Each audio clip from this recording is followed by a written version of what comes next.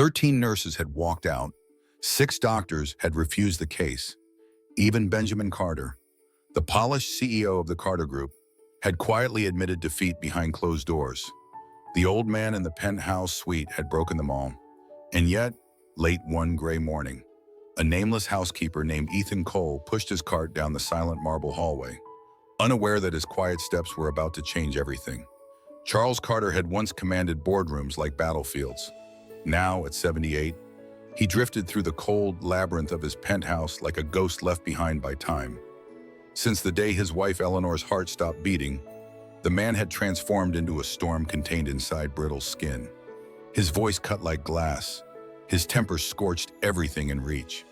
The company had brought in the finest caregivers money could buy, but one by one they had fled, leaving resignation letters and whispers of how he had cursed them out, hurled objects, refused medication. Even Benjamin had tried staying with him for a week, only to emerge pale and hollow-eyed, muttering about his father being impossible. To the staff, Charles became a legend of dread.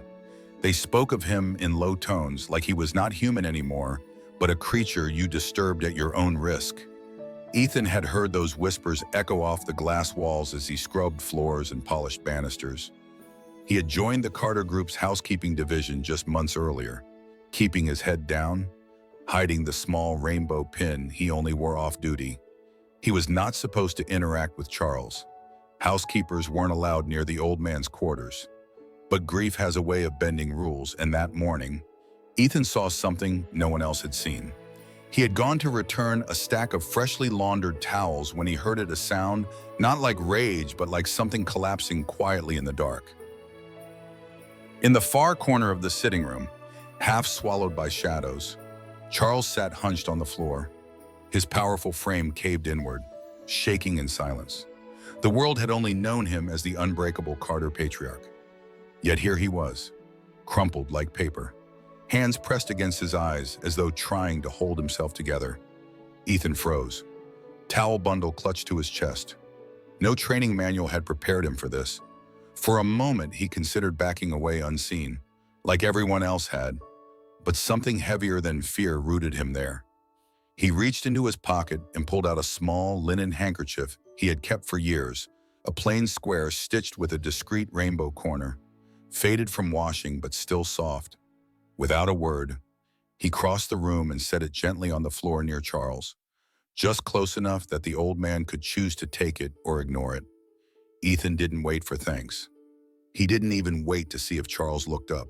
He simply placed the towels on the chair, bowed his head like a shadow passing, and left the room. Behind him, the suite swallowed the sound of his retreating steps, leaving only the muted hum of the city below and the faint rustle of fabric as Charles, still trembling, reached for the handkerchief. Sometimes the smallest gesture can pierce the thickest armor, and sometimes strength looks like the courage to simply stay when others run. If stories like this move you, follow Heart's story, because every heart has a story worth hearing. From that morning on, something imperceptible shifted in the air of the penthouse.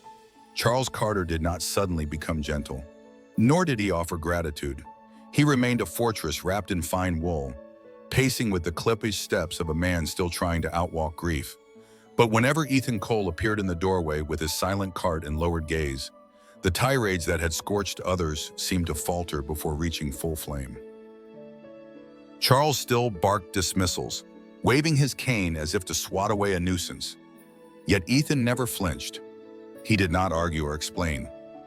He simply moved with quiet precision, as though tending to a fragile machine no one else could see.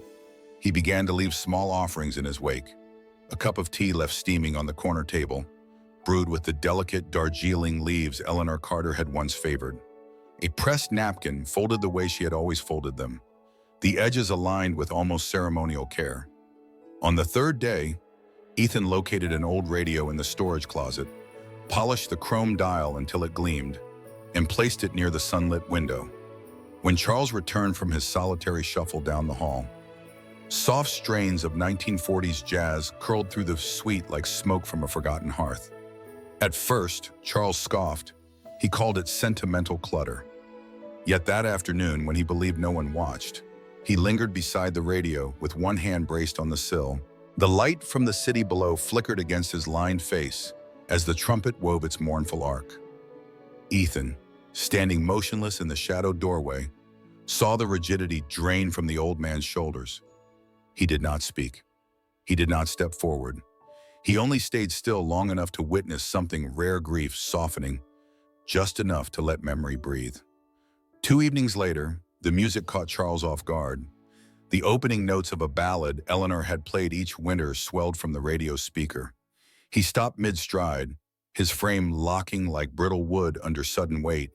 Then, without warning, his chest hitched.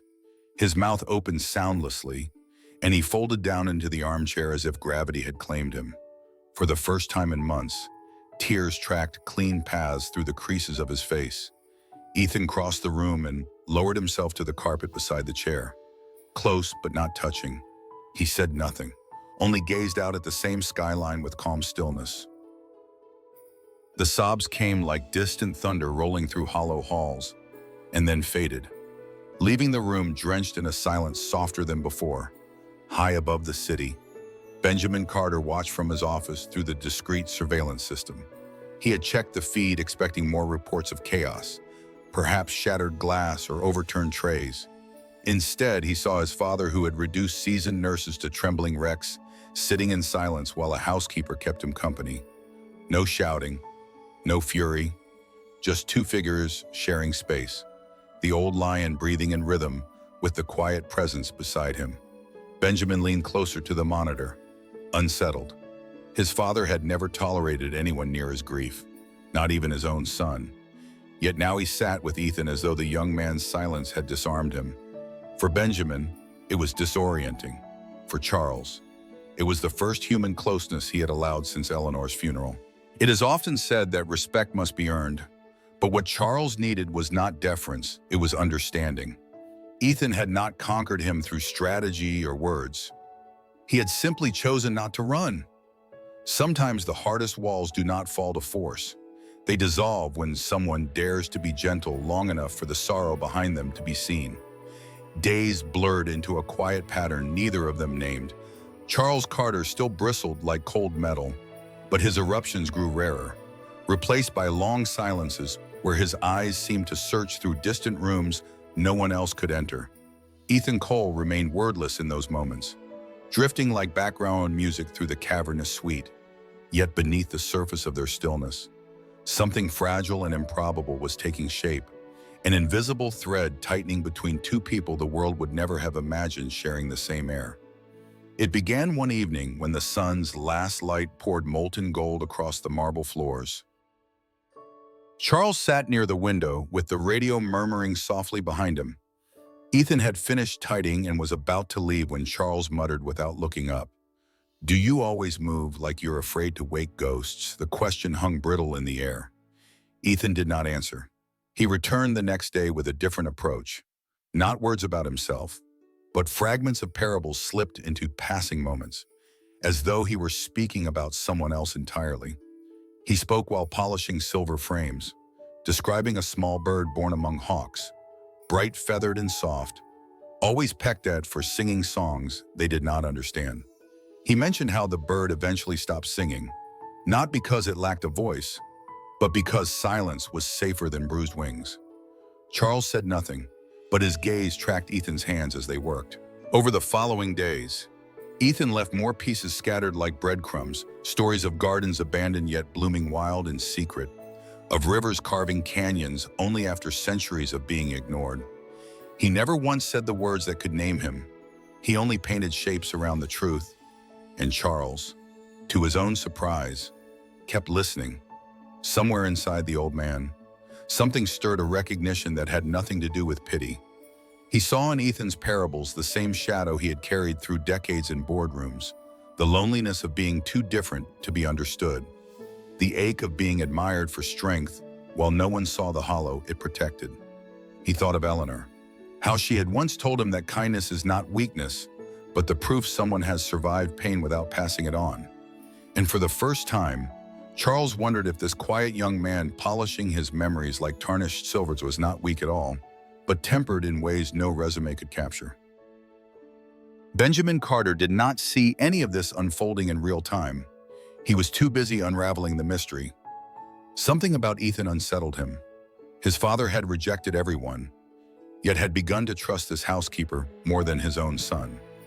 Late nights found Benjamin scrolling through HR files, tracing fragments of a life that had nearly vanished from public record. He discovered that Ethan had once been a top nursing student, praised for empathy as much as skill, before abruptly withdrawing from the program years ago. No reason was listed, but Benjamin dug further until he found what the paperwork avoided: a single clip note in an old disciplinary archive. Family contact refused visitation, citing irreconcilable differences after disclosure. Benjamin sat back in his leather chair, the glow of the screen washing him pale. Ethan had been cut off, left to stitch together a life with no support. From there, he had disappeared into menial jobs, working his way down the hierarchy until even his brilliance no longer drew notice. Benjamin felt something twist in his chest, part sympathy, part unease. Because while he admired the resilience buried in those records, he could not ignore the truth pressing against his ribs. His father, once an unshakable fortress, now leaned on Ethan more than on the son who carried his name. That realization left Benjamin staring at the skyline long after the screen dimmed, wondering when love had stopped being about proximity and started being about presence. It is an uncomfortable lesson that blood does not guarantee belonging, and that trust can grow in the quiet spaces where hierarchy has no voice. Yet it is in those spaces, he realized, that hearts decide who truly sees them. The whispers began in the marble corridors of Carter Group's headquarters before they ever reached the penthouse. At first, they were little more than murmurs, an undertow of unease among the board members who had once revered Charles Carter as the bedrock of their empire. They spoke of impropriety, of optics, of risk. Their language was polished, but their meaning was blunt. It was unbecoming for the patriarch of a multi-billion-dollar dynasty to be seen relying on a nameless housekeeper. To them, it was not intimacy they saw, but fragility, and fragility was poison to reputation. Benjamin Carter sat through the meetings with his jaw locked, listening to their concerns sharpen into strategy. It sends the wrong message. One director said, "If the public thinks Charles is unstable, shareholders will panic." Another warned, "This Ethan could become a liability. We don't even know who he really is."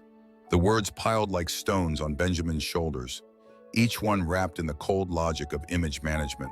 He felt the old instinct rise, the one drilled into him in Ivy League halls and executive suites, that protecting the company always came first, even before blood. So he went to the penthouse one cloud-stained afternoon, carrying the decision like a blade hidden under his suit. Charles was dozing in the lounge chair, the radio murmuring faint jazz. Ethan stood nearby, adjusting the drapes, the quiet anchor who had somehow calmed the old storm. Benjamin waited until Charles stirred awake, then asked Ethan to step into the study. The words came measured, as though spoken through glass. He told him that the board feared for the company's image, that rumors were spreading, that it was better for everyone if Ethan stepped away before the situation became unmanageable. Ethan didn't argue. He only nodded once, slow and almost reverent, as though Benjamin had confirmed what he had long expected the world would do. He left the suite without looking back, his cartwheels humming a soft requiem against the polished floor. When Charles awoke fully and asked for tea, no answer came. The silence sharpened. Hours later, when Benjamin returned to check on him, he found the suite in chaos. A porcelain vase lay shattered like brittle ice across the tiles. Books were ripped from shelves, their pages strewn like fallen leaves. The untouched tray of dinner sat congealing on the table. Charles himself stood in the center, trembling with a fury that seemed to hollow him out as it burned. "Where is he?" the old man rasped. Though his voice had no strength, Benjamin tried to explain, words dripping corporate varnish about reputations and responsibilities. But Charles roared over him, the sound raw and tearing. He struck the tray with his cane, sending cutlery skittering. When the outburst collapsed into exhaustion, he crumpled into his chair, shoulders heaving, eyes glazed. His hands clutched something small and crumpled Ethan's handkerchief, The faint rainbow corner pressed against his chest as if it were a talisman holding his ribs together. He refused meals the next day, and the next. He refused his medication. When Benjamin visited, Charles barely lifted his head, whispering only once. So faint, Benjamin almost doubted he heard it. That boy understood me more than any of you ever tried. It pierced deeper than any rebuke. Benjamin left the penthouse hollowed out, walking through the corporate atrium with its towering glass and steel, while feeling smaller than he had as a child, trailing behind his father's stride. He had thought removing Ethan was an act of control. Instead, it had exposed a truth he could no longer unsee, that his father was not clinging to power, but to the one person who had met his grief without fear. Sometimes loyalty is mistaken for duty, when it is really just fear of shame wearing a suit. Benjamin realized too late that love cannot be managed like reputation. It cannot be scheduled, censored, or reassigned. It arrives quietly, and when severed for convenience, it leaves wounds that no strategy can close. Benjamin Carter did not sleep the night he finally chose to undo the damage. He drove through the sleepless city with the windows down, letting the cold bite at his skin as if guilt could be scrubbed away by air. When dawn cracked pale against the skyline, he stood outside the small workers' dormitory on the edge of the company grounds, staring at the name E. Cole stenciled on a dented metal mailbox. For a long time, he did not knock, but when he finally did, the door opened to reveal Ethan, dressed plainly, a suitcase already packed at his feet, as though he had never expected to be allowed back. Benjamin did not make speeches. He only said, "Come home." They returned to the penthouse just as the city was waking, elevators humming up through the towers like distant thunder. Inside, Charles Carter sat hunched in the same armchair, gaunt and pale from refusing food, the radio silent for the first time in weeks. His eyes flicked up at the sound of footsteps, and for a heartbeat they were empty. Then they landed on Ethan, and something sparked back to life. Ethan crossed the room slowly, as if approaching a wounded creature. He knelt and held out the small linen handkerchief Charles had left clutched in his palm that night. Charles took it wordlessly, his fingers trembling. Then his voice cracked open like old wood. "I once believed difference was weakness, but you are stronger than any of us ever dared to be." Benjamin stood behind them, throat tight. In that moment, his father did not look like the formidable titan of Carter Group, but simply a man at the end of a long and lonely war who had finally surrendered not to defeat, but to love in its quietest form. Later that week, the world watched a press conference streamed from the Carter Group's glass atrium. Cameras flashed as Charles, suited but frailer, announced the creation of the Eleanor Foundation, named after the woman who had once softened even his sharpest edges. Its mission to fund education, housing, and mental health support for young LGBTQ+ people cast out by their families. He spoke of resilience born in silence, of potential squandered by prejudice, and of how companies built on wealth could no longer ignore the cost of wasted human brilliance. At his side stood a small group of specialists and advocates in Ethan Cole, no longer in the muted gray of a housekeeper, but in a tailored suit that still held the same calm gravity as when he had pushed his cleaning cart. Charles introduced him as the Foundation's co-director. The applause rolled like distant surf. That evening, after the reporters and executives had drifted away, the penthouse lay hushed again. The city lights winked beyond the glass as Benjamin stepped onto the balcony, 2 cups of coffee in hand. Ethan was already there, leaning against the railing, the wind teasing strands of hair across his forehead. Benjamin offered him a cup. "If tomorrow belongs to the Foundation," he said quietly, "does tonight belong to you?" Ethan accepted the cup without looking at him. The corner of his mouth lifted, not quite a smile, but close. "I won't promise anything," he murmured, "but I'll be here." They stood side by side under the glow of the city, not touching, not declaring anything, only sharing the silence that had once healed an old man's grief and might, if they allowed it, grow into something of its own. Sometimes healing does not come with fanfare. Sometimes it arrives like this, soft as steam from a coffee cup, patient as the space between two steady heartbeats. Would you have trusted someone the world told you to fear? If they were the only one who stayed? If this story moved you, follow Heart Stories for more powerful tales that prove love in every form can change everything.